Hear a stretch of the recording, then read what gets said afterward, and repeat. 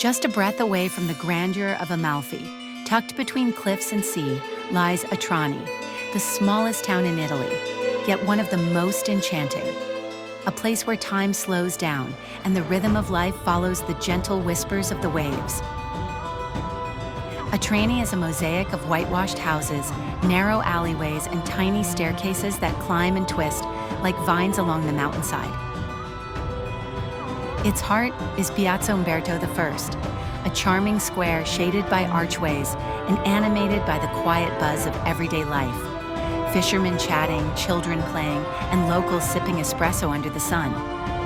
Atrani's beach, embraced by the rocky coastline, is small but serene, a peaceful refuge where the sea glows in every shade of blue.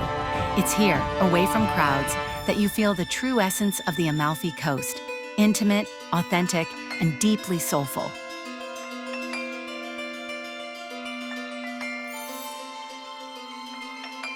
As dusk falls, lanterns light the stone paths, and Atrani glows like a secret, not flashy or loud, but quietly unforgettable.